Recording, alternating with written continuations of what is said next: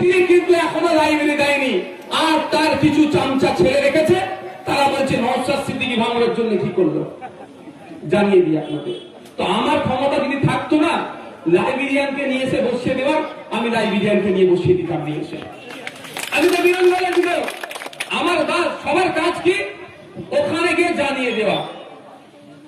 আইনসভায় যেখানে আইন তৈরি হচ্ছে বিধানসভায় গিয়ে জানানো যে আমার বিধানসভার এই লাগবে। আমি বিধানসভায় গিয়ে জানিয়েছি আমাদের এই বিজয়গঞ্জ বাজার থেকে বাস ছাড়ার কথা, যে বাস বেলেঘাটা আইডি হসপিটাল হয়ে শিয়ালদা হয়ে ধর্মতলা হয়ে হাওড়া স্টেশন পর্যন্ত পৌঁছাবে, এ দাবি আমি রেখেছি।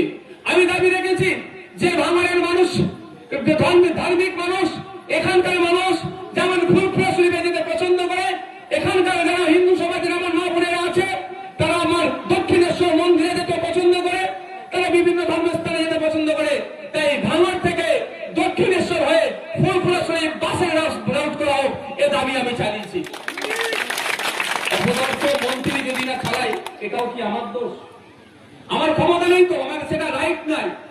ক্ষমতা থেকে বেশি কথা সেটা আমার অধিকারে দেয়নি যে 4টে সিডিসি বাস নিয়ে এসে আমি লাগিয়ে দেবো এখানে। দিলে তো বুঝতে পারতো কি করতাম আমি, বুঝতে পেরেছেন? আমার এই বামনঘাটা 1, বামনঘাটা দেওতা 2 থেকে কেউ যদি ব্লক অফিসে আসতে চায় তার টোটো অটো ভাড়া প্রায় 30 থেকে 50 টাকা খরচ হয়ে যায়।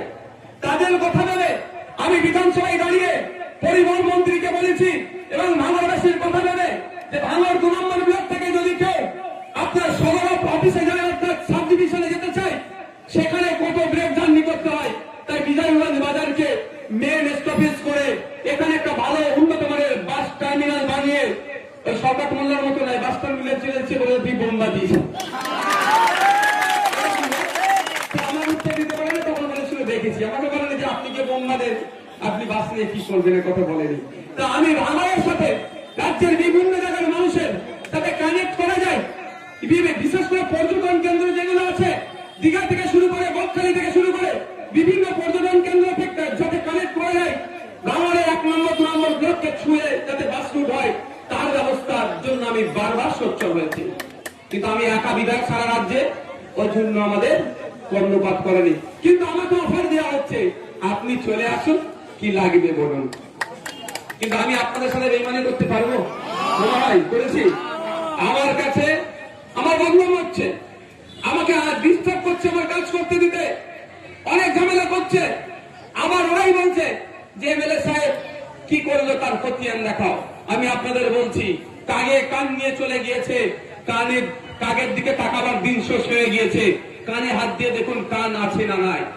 আমি বলেছি ওদেরকে, আপনাদের বলছি আপনারা চিন্তিত হবেন না, বিব্রত হবেন না। আপনাদের